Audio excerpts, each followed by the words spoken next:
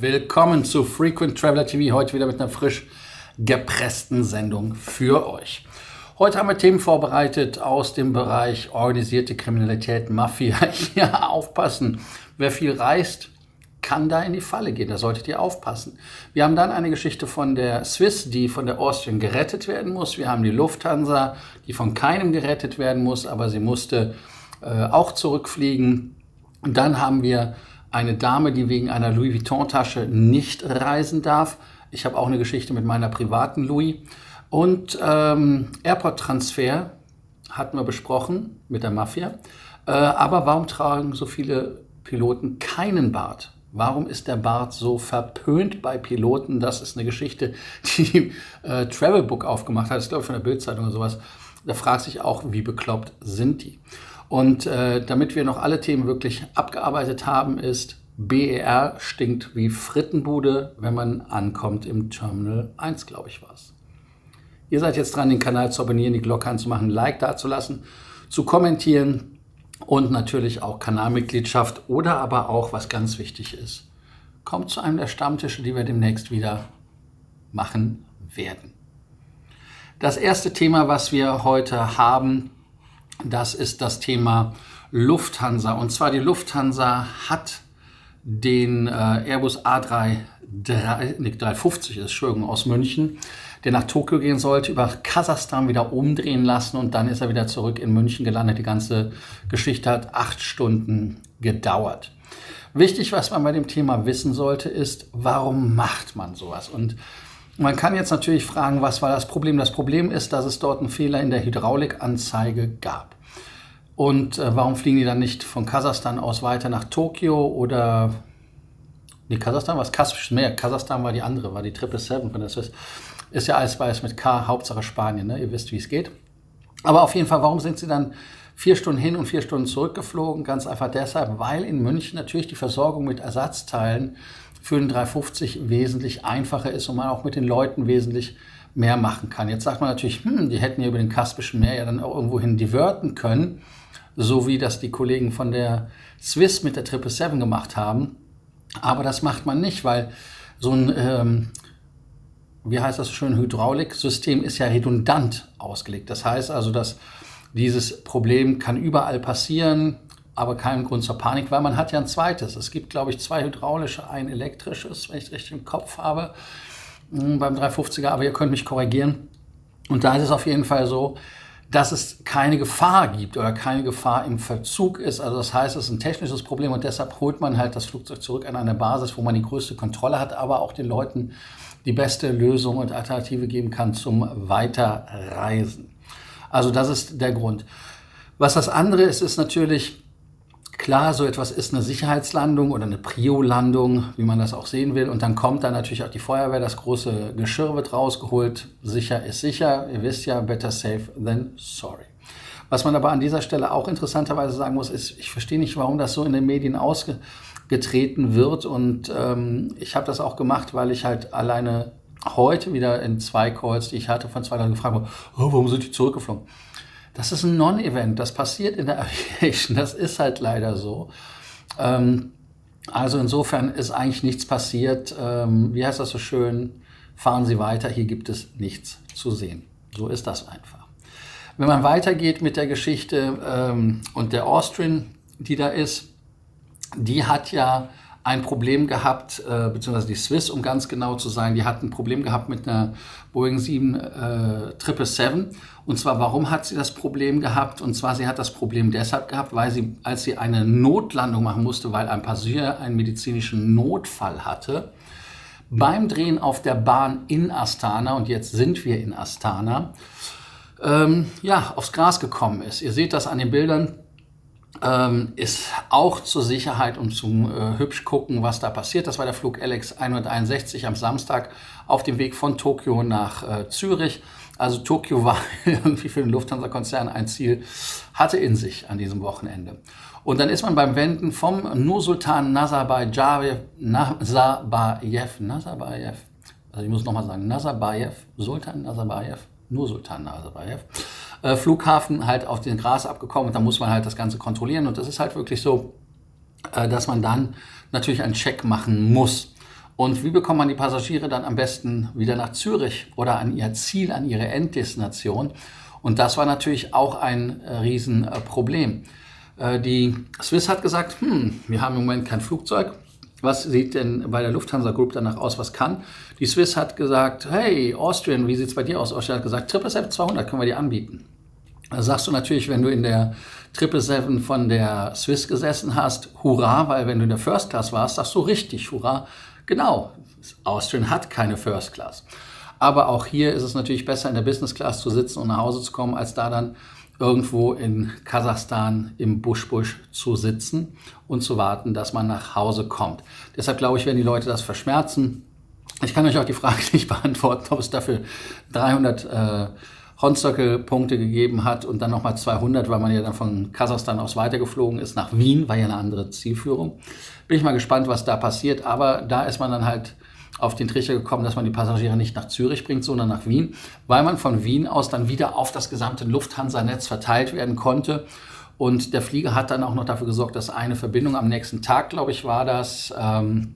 Und zwar gab es dann, nach Sao Paulo.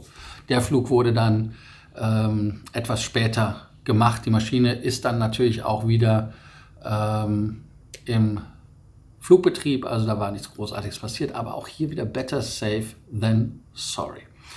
Wie findet ihr das, wenn ihr als Passagier da durch die Weltgeschichte gejagt werdet, anstatt in Zürich landet, im FCT oder in der Senator Lounge vor euch hin lungern könnt, anstattdessen nach Wien kommt und da dann halt in der bekanntermaßen kleineren Hornzirkel Lounge landet, beziehungsweise respektive dann von da aus weitergeht. Da könnt ihr mal einfach schreiben, was ihr dazu denkt. Ich persönlich finde, dass die Lufthansa oder der Konzern dort sehr, sehr gut reagiert hat. Und das zeigt dann halt auch die Synergieeffekte, die man hat, wenn man halt mehrere Fluggesellschaften mit mehreren Hubs hat, dass man halt mit solchen Strategien dann weiter die Passagiere bringen kann. Und ich sag mal so, ich hätte jetzt ehrlicherweise auch kein Problem gehabt, wenn ich in der First gesessen wäre und dann in der Business geflogen wäre. Ist halt dumm gelaufen, zumal weil es ja halt um Passagierleben ging, der da einen medizinischen Notfall hatte und man damit dann quasi das Thema vom Tisch bekommen hat, dass die Maschine beim Drehen dann ins Gras gerutscht ist. Shit happens. In Tallinn zum Beispiel die ATRs, die drehen ja auf der Landebahn immer, wenn sie Richtung Osten landen. Zum Beispiel wird auch bei vielen Flughäfen gemacht als Procedure. Aber es kann halt einfach mal passieren, dass man sich ein bisschen verschätzt oder man schlittert, man rutscht und dann hast du halt das Problem. Aber jetzt seid ihr dran. Schreibt unten, was ihr davon denkt, was ihr davon haltet und ob ihr sagt, nee, Lufthansa war doof oder sagt ihr, nee, Lufthansa war doch okay. Also da mal eure Meinung. Was ich persönlich nicht okay finde, ist, wenn man nach Deutschland kommt, von bekloppten Zöllnern einfach oder von der Bundespolizei dumm angemacht wird oder aber wenn es einfach nach Frittenbude riecht.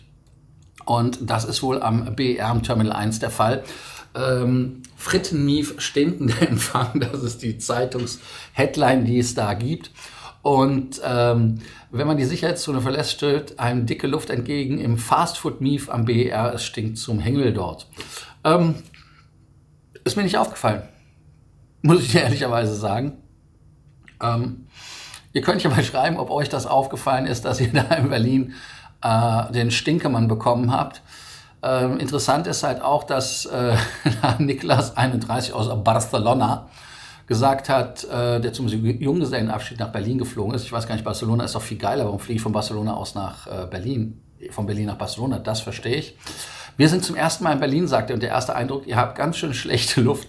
Also die Berliner Luft ist halt nicht so hübsch da. Wobei wir ja auch hier wieder feststellen müssen, ist halt auch nicht Berlin, ist halt Brandenburg. Ein Unterschied. Aber um die Ernsthaftigkeit nochmal so hinzukriegen, ist halt wirklich so, man hatte während Corona 2020, also 2020, 2022, man muss das ja ordentlich aussprechen, wo hat man diese ganze Geschichte nicht genutzt, weil dort war auch, glaube ich, ein Corona-Testcenter oder sowas. Jetzt hat man daraus eine Pommesbude gebaut, die haben auch einen Abluftfilter, wie es sich gehört, aber irgendwas funktioniert da noch nicht. Die Technik vom BER hat damit nichts zu tun. Das ist ja ein externer Vertrag, aber die kümmern sich darum und die schreiben wie folgendes: Die Fettabluftsanlage funktioniert zwar, aber noch nicht zufriedenstellend. Die Flughafengesellschaft arbeitet bereits mit dem Betreiber an einer technischen Lösung mit zusätzlicher Filtertechnik. An die Frage an euch ist wirklich: Stimmt das mit dem Pommesbudengeruch am BER? Ist euch das aufgefallen? Hat es irgendwie dort vor sich hin gestunken? Ich persönlich, ich lästere ja gerne über Berlin, vor allem über den Flughafen, weil sie Berlin ja keinen Flughafen haben. Aber ich muss euch ehrlicherweise sagen, ich weiß es nicht.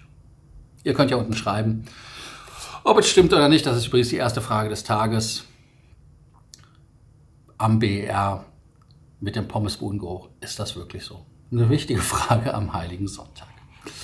Wir gehen jetzt weiter mit dem Thema Louis Vuitton. Und jetzt sagt ihr, Louis Vuitton, was habe ich mit Louis Vuitton zu tun?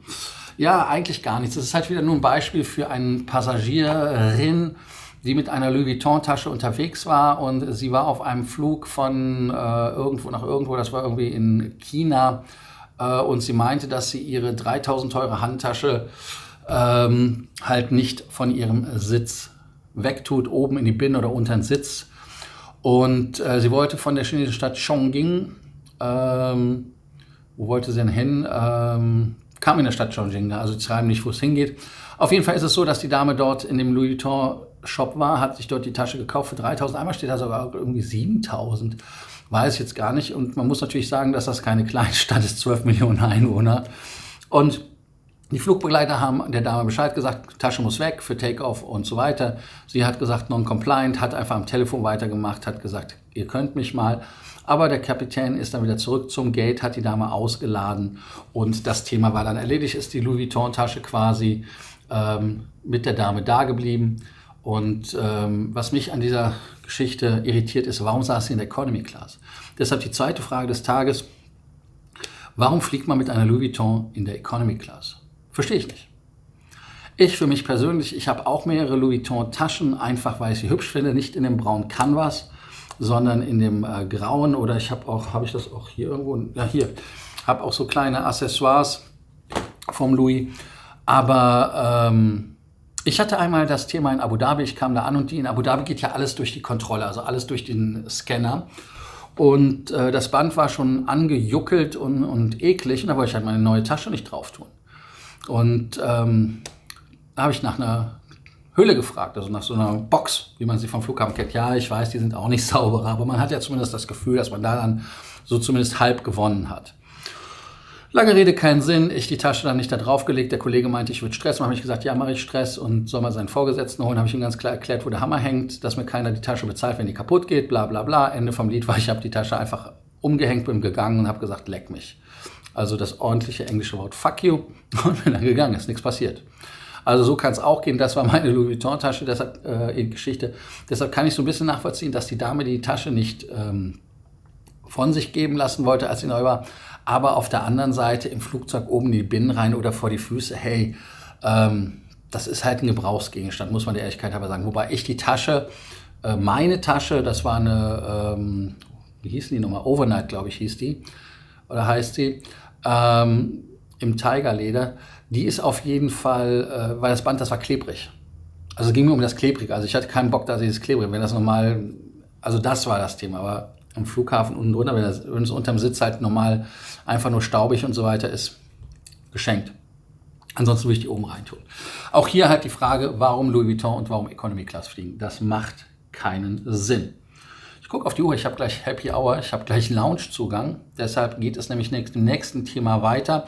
Das ist eine Warnung für euch alle, und zwar Airport Transfer und Mafia. Da haben wir ja wieder eine Geschichte rausgegraben für euch. Und zwar ist die Geschichte relativ interessant. Die Mafia, oder die, heißt ja nicht Mafia, ist ja organisierte Kriminalität. Die googeln halt Leute und die nehmen halt auch versuchen von Fluggesellschaften auch Passagierlisten zu bekommen. Und da gibt es dann halt, wenn es irgendwelche berühmten Namen gibt oder Namen, die man beim Googlen rausfindet und denkt, oh, die haben was oder sowas, dann gehen die zum Flughafen, gucken dann irgendwo, ob auf irgendeinem Schild dann der Name steht. Und wenn da der Fahrer steht, sagen die dem Fahrer, hier hast du Geld und verpiss dich. Oder was sie auch gerne machen ist, sie drohen einfach und sagen, hör zu, verpiss dich. Ich weiß nicht, was sie sagen, aber Drohungen sind da wohl nicht unüblich so. Und naja, auf jeden Fall ist es so, dass dann die Fahrer, die da sind, also die quasi die Mafia-Fahrer, dann die Leute, die sie dann fahren sollen, ausrauben bzw. erpressen oder sonst was. Und deshalb wundert man sich natürlich auch nicht, warum viele Leute dann nicht einen berühmten Namen haben, sondern sie sagen dann einfach Peter Paul, also irgendein Juxnamen oder ein Alias, den man dann benutzt. Ich selber hatte das auch mal eine Zeit lang in Hotels, wo ich das gemacht habe, weil da einige Stalker waren und so weiter. Und da habe ich auch gesagt, mach das Zimmer auf Inkognito, so heißt das. Und nur wenn Leute anrufen und den Namen verwenden, dann durchstellen aufs Zimmer. Ansonsten nicht. Heutzutage ist es aber auch trotzdem in Hotels so üblich, wenn man in ein Hotel ankommt und dann sagt jemand, ist der Herr Korsten da oder wie auch immer, sagen, nee, ist kein Gast von uns. Gucken das System, sagen, nee, ist kein Gast. Das ist heute mittlerweile üblich, genau diese Policy aus Sicherheitsgründen einfach zu machen. Jetzt sagt ihr natürlich, ihr seid nicht berühmt, ihr sagt, ihr habt nichts zu verlieren. Aber das Problem ist halt, ihr müsst nur, wenn ihr viel reist, so erscheinen, ob ihr Geld habt. Oder ihr müsst nur so erscheinen, als ob ihr irgendwas hättet. Und dann werdet ihr halt für die Leute unangenehm interessant. Und das ist halt das, was man damit vermeiden sollte, wenn man solche Sachen macht, dass man da halt wirklich den Leuten nicht unbedingt noch zuarbeitet und sagt, hier, viel Spaß. Ihr könnt dazu auch schreiben, kommentieren und sagen, nee, da brauchen wir nicht drüber reden. Lars, das kommt für mich nicht in Frage. Also insofern bin ich mal gespannt, was ihr dazu schreibt. Das letzte Thema, was wir haben, das finde ich auch ein interessantes Thema. Das ist hier dieses Techbook, oder wie heißt das? Travelbook, so heißt das. Techbook ist, glaube ich, das andere. Auch von dem Springer Verlag oder sowas. Und die schreiben heute so auf dem lustigen Seite. Vielleicht ist es Ihnen auch schon aufgefallen, unter Piloten sind Bartträger eine Seltenheit. Gleiches gilt für die Mitglieder der Kabinencrew. Travelbook kennt die Gründer. Ja, das ist natürlich so. Warum haben Piloten keinen Bart? Viele tragen einfach keinen Bart, weil sie sagen, sie sehen mit Bart scheiße aus. Ist halt eine persönliche Präferenz oder sie mögen es halt einfach nicht. Aber es gab natürlich auch viele Fluggesellschaften, die gesagt haben, Bart ist nicht. Bundeswehr gab es ja auch, muss der Bart ja auch gewisse Voraussetzungen gelten. Und genauso ist es halt auch gewesen, zum Beispiel bei der Northwest Airlines. Die hatten ja bis 1978 oder sowas, hatten sie halt die Vorschrift, dass man kein Bart tragen darf. Also das heißt, es gab halt diese Vorschriften und damit war das dann halt so. Aber es ist ja genauso wie bei Piercing oder mit irgendwelchen Tattoos oder sonst irgendwas. Da gibt es halt einfach Image und Uniform. Und die Fluggesellschaften wollen halt auch ein einheitliches Aussehen haben. Heute ist es ja alles DIY mit dieser Diversity und so weiter. Also insofern darf jeder machen, was er will. Und das war halt auch dieser Grund. Ein Grund dafür war auch mit der Sauerstoffmaske zum Beispiel, dass man Angst hatte, dass sie nicht abdichtet. Ich habe bei der Bundeswehr, glaube ich, war das auch mit dieser komischen Gummifotze, glaube ich, hieß das. Also mit dieser ABC-Schutzmaske, dass sie anscheinend mit Bart nicht unbedingt 100%ig hält. Und das hat man jetzt auch debunked anscheinend und das ist halt so. Also ich denke mal, dass es heute nicht wirklich einen Grund hat, warum viele Leute keinen Bart tragen. Ihr könnt ja einfach mal gucken, ob das so wirklich ist, ob das immer noch so ist, dass das ein Thema ist, warum das hier die Travelbook-Leute ausgraben. Oder ist es einfach nur, man hat, ist schon wieder das Ferienende für viele, ich glaube für alle in Deutschland Ferienende, ne? Dass man jetzt bei dem Ferienende in Deutschland nach Themen sucht. Also insofern will ich mich auch mit dem Thema nicht lange und breit aufhalten.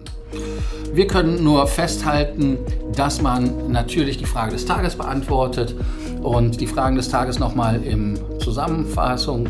Einmal, ist es ein Pommesbudengeruch am BER? Ich frage ja nur. Und Ankunft, ne? Terminal 1. Und die andere Frage ist, warum fliegt man mit einer Louis Vuitton in der Economy Class? Vielleicht war es auch keine echte Louis. Wer weiß das? Ich weiß es nicht. Also ich kann euch nur sagen, ich finde das alles merkwürdig und ich finde das alles äußerst verdächtig. Aber nun gut, ihr könnt die Frage beantworten, aber vergesst nicht, den Kanal zu abonnieren, die Glocke anzumachen und uns weiter so zu unterstützen, wie ihr es tut. Danke dafür. Und bei Sorgen, Ängsten und Nöten oder bei irgendwelchen Fragen könnt ihr natürlich immer wieder auf die Sendung zurückgreifen, indem ihr die Rufnummer hier benutzt und morgen wieder eine frisch gepresste Sendung am Heiligen Montag. Also, danke, dass ihr dabei wart und ich freue mich, euch wiederzusehen. Und ich bin über 20 Minuten gekommen. Ich weiß nicht warum. Also ich denke immer, ich bin kürzer, aber ich versabbel mich. Es tut mir leid. Ich gelobe Besserung, aber ich habe keine Hoffnung. Also bis dann und abspannen. Das hatte ich vergessen. Also bis dann. Ciao.